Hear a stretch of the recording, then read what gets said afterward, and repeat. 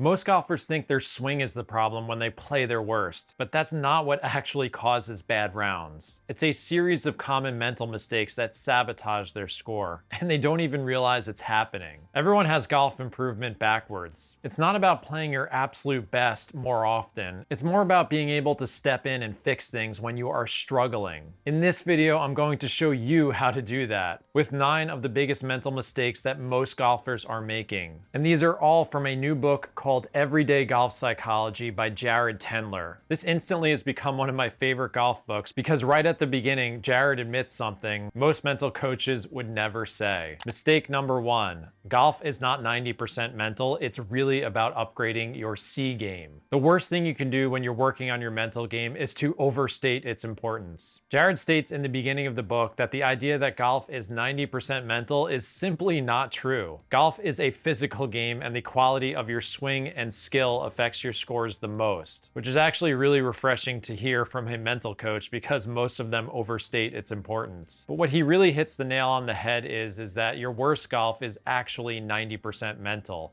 And that's where the real work needs to be done. Most golfers are chasing the idea of consistency and hitting their best shots more often. But the true measure of consistency is the gap between your A game and your C game. The best golfers, especially from a mental perspective, are able to narrow this gap tremendously. It's really about having the tools to step in when your swing feels off or your emotions are making it hard to focus. And true consistency is found from upgrading your C game. It's when you believe deep down that your worst golf is not that bad anymore. That unlocks the confidence and consistency in your entire game that everyone is really chasing. And I can tell you with absolute certainty that this has been the difference in my game over the years and is really the backbone of my coaching philosophy as well. Mental mistake number 2. Your handicap is lying to you. This is one of the biggest frustrations in golf and most players don't even realize it. A lot of golfers think that their handicap is what they're supposed to shoot every time they tee it up. So if you're a 10 handicap and you go out expecting to shoot an 82 or better each time, that's not realistic, and worse, this fundamental misunderstanding has a cascading effect to the rest of your game. Your handicap is not your average score, it's your potential. According to the USGA, you're only expected to play to it about 15 to 20% of the time. So roughly 1 in every 5 rounds, that player is going to shoot an 82 or better. And Jared talks about this in the book as the difference between overconfidence and aspiration. He wrote, "It's overconfident to expect to shoot your handicap every time you tee it up, but not overconfident to want to. Aspiration isn't the problem, expectation is." So to play your best golf, you need an accurate sense of your ability, and if your expectations are way out of line, well then it can trigger all of the negative emotions that prevent you from managing your game properly. So you have to keep this perspective as hard as it is to do at times, because there are going to be plenty of days where you tee off expecting those 1 out of 5 rounds, but you're gonna get the other 80% where you shoot above your handicap. And if your goal is to be a stronger player, being honest with that part of your game is crucial not only to make the score better on those days, but it will strengthen your game on the days when you have your best game. So this is really about having a holistic understanding and acceptance of your entire golf game,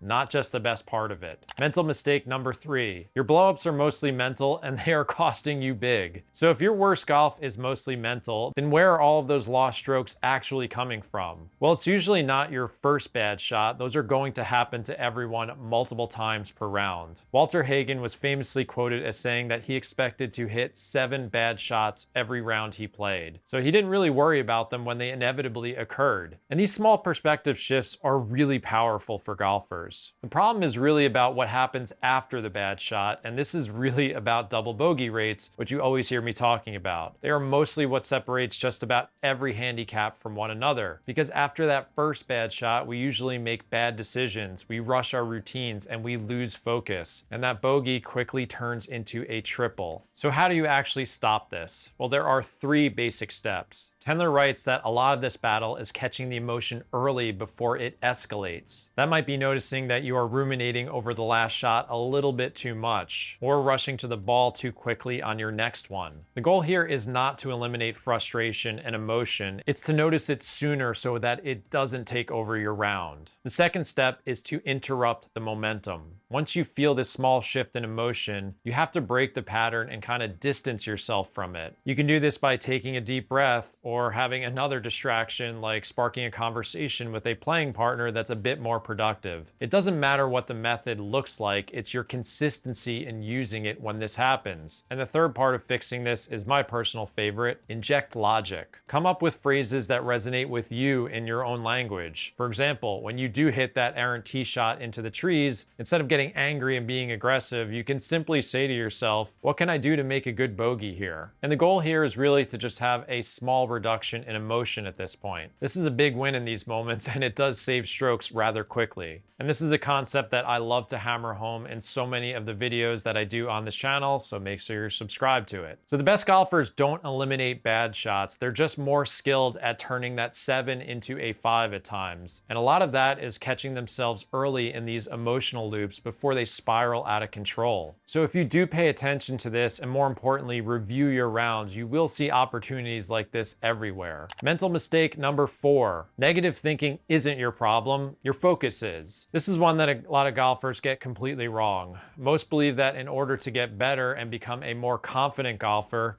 you can't have negative thoughts in the first place, and you have to be positive all of the time. It's easy to point at thoughts like don't hit it in the water or don't miss this putt as the problem for your poor play. But I think Jared does a really good job of explaining what's really at play in these situations. He writes that negative thoughts are far less consequential than bad focus. In other words, negative thoughts aren't really the problem, they're a distraction. And that's the main issue here. They often show up when you haven't fully accepted the weaker parts of your golf game. So if I was standing over the ball and I was thinking about what I had for dinner last night, or I was thinking to myself, don't chunk this iron, both of them are doing the same thing. They are distracting me from what really matters. What are my intentions and my focus for the shot at hand? Jared believes that your swing doesn't necessarily follow your thoughts, it follows your focus, and those are two different things. So instead of trying to fight negative thinking, which is really impossible, it's a losing battle, the goal is really to train your mind to focus for each shot, or as many as them as possible during your round. That's why it's so important to figure out some type of internal, external, or neutral focus for different parts of your golf game. So if I catch myself thinking, don't miss this putt to the left, I tend to find that on the putting green, turning my attention more towards speed control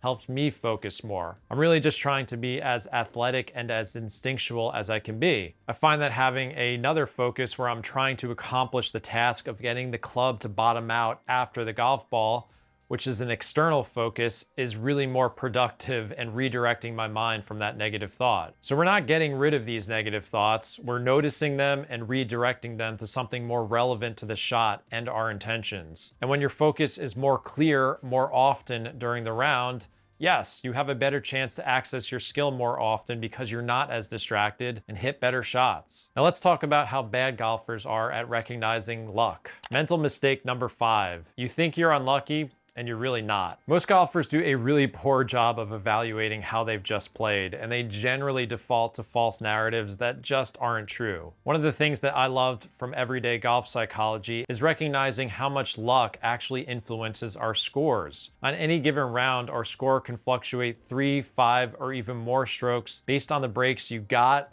or didn't get. Think of those vicious lip outs on the green, or the shot that just lands at the edge of the fairway bunker instead of popping out, or the tee shot that bounced off the tree back into play. Heck, I remember in my first big tournament that I qualified for, I was so nervous on the 18th tee because I knew I needed to make a par to make it. And then I duck hooked my tee shot and my stomach wrenched watching it sail out of bounds. But luckily it hit a mound and bounced back into play, and I did make that par. These types of shots add up in every round we play because we are playing golf outdoors in the elements and on uneven terrain. But here's the problem. Most golfers are way too good at spotting bad luck, and almost always they are ignoring the good luck. So the more and more you pay attention to these lip outs, the bad bounces off the cart path, you start to feel like you're playing worse than you actually are. And more importantly, your perception of your game is skewed in the wrong direction. Now, when that happens, heightened emotions are almost always going to follow, and your C game is getting worse. Now, there are 3 ways to confront this and have a much more honest, healthier view of your golf game. Number 1, stop judging your rounds solely based on your scores. Start tracking your process and your decision making swing and how good you were at the controllables like target selection or your pre-shot routine before every shot. It's very easy to create positive momentum in your game when you actually start giving yourself credit for habits that you can follow through every single time you play. Number 2,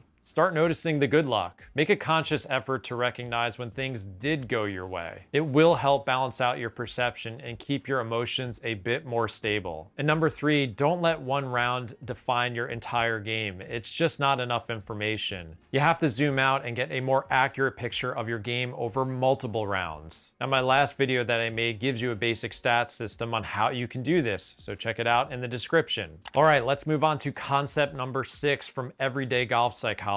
Certainty is the antidote to fear. Everyone who plays golf and cares about their game will feel nerves and pressure. This is totally normal, and again, our goal here is not to eliminate these emotions. It's just not possible. Similar to negative thoughts, your nerves and the sensation of pressure are not the problem itself. What it does to your attention is the real problem. Jared writes a nice passage that I'm going to quote here. Because you don't often experience pressure this intense, its novelty pulls your focus inward. You become preoccupied with how your body feels rather than what the shot requires. At its core, pressure distracts. This is why routines are so helpful when we feel pressure, because it places our attention and focus outward towards the task at hand. But we all know that anxiety and fear can really take over when we feel this type of pressure. And this is where certainty can play a really big role, but not how you would assume. When our minds are racing a million miles a minute on the course, it's really hard to have any type of coherent thought. You're worrying about blowing your score, you're second guessing your decisions before every shot, and you're trying to find an answer and right the ship. Jared writes that certainty can calm this chaotic thinking, and when you know what's going to happen, this pressure can fade. Certainty and fear cannot coexist at the exact same time. So he gives 2 helpful ways on how to give yourself this certainty in a game where we have no idea what's going to happen next. First, you have to avoid negative certainty. Under pressure, our minds quickly settle on the wrong kind of certainty, like you're going to miss an important putt before you had the chance to even hit it. Secondly, you have to build a list of things that you are certain about during a round and use them when you need it. Here are some examples of what this could look like. In my game, I try to remind myself that no matter what happens when I'm feeling pressure, my wife and kids are not going to think of me any differently whether I persevere or I choke coming down the stretch. I'm also certain that the whole point I play golf and prepare so much is to confront moments like these and even enjoy them. I know I have the physical skills to pull off the shot, but I simply can't control what happens in these moments. These are great tools to have when you feel like your brain is working against you, and it will. Under pressure, your mind is going to find certainty somewhere.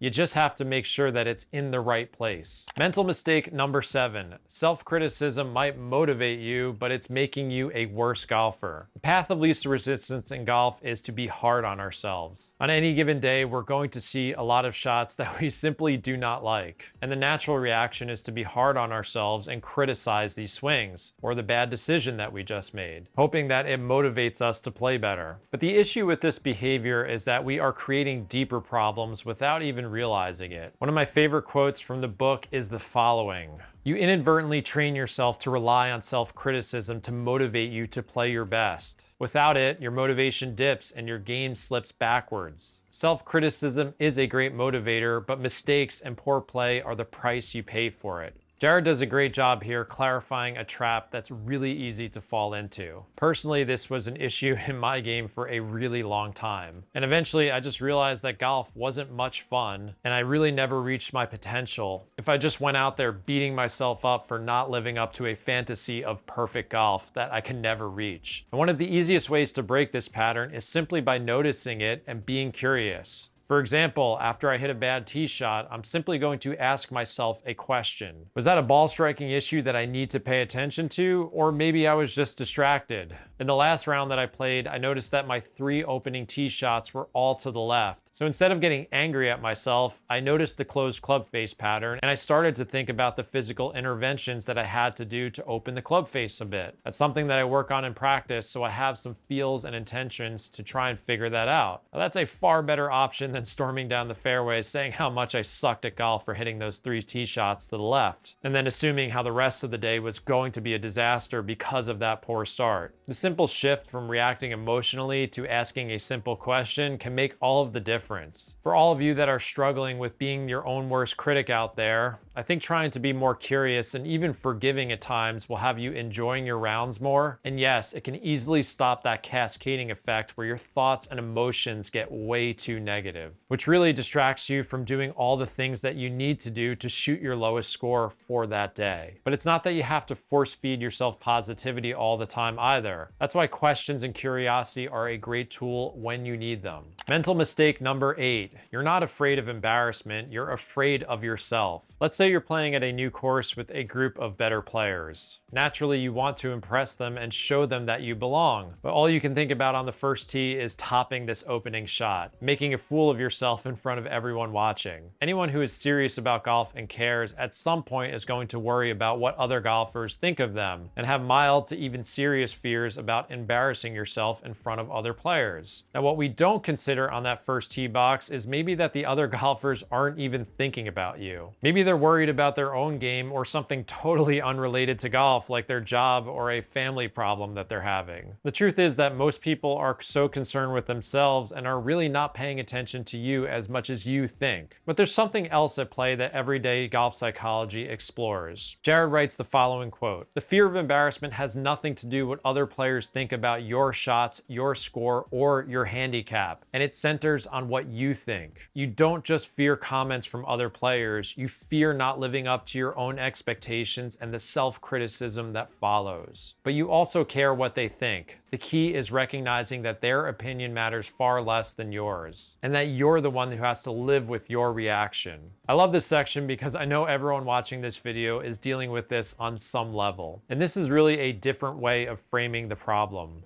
Of course, you don't want to hit a bad shot and look foolish, but it's going to happen. You cannot prevent that. Deeper down, you just don't want to show yourself that maybe you're not as good as you think you are. And it feels like that fear is coming from other people in your group, but it's really not. Most of that pressure is really coming from you and how you are going to judge yourself if things don't go well according to your expectations. So instead of thinking that everyone is watching your every single move on the golf course, know that they aren't, and more importantly, realize that you are the one that is creating this false belief at times. And another way to confront this is just to have more pride in your reactions, and these mistakes inevitably happen. Be proud of the way that you conduct yourself. I've had so many moments over the years where I hit some horrible shots coming down the stretch in important matches with friends. And you know what? Everyone forgets about it pretty quickly because they know it easily could have been them, and it was them at times. But you're going to remember if you lost your mind and carry around that shame for days. And all you're really doing is reinforcing this loop of fear. So try to be a little bit easier on yourself and not worry about your playing partners as much as you do.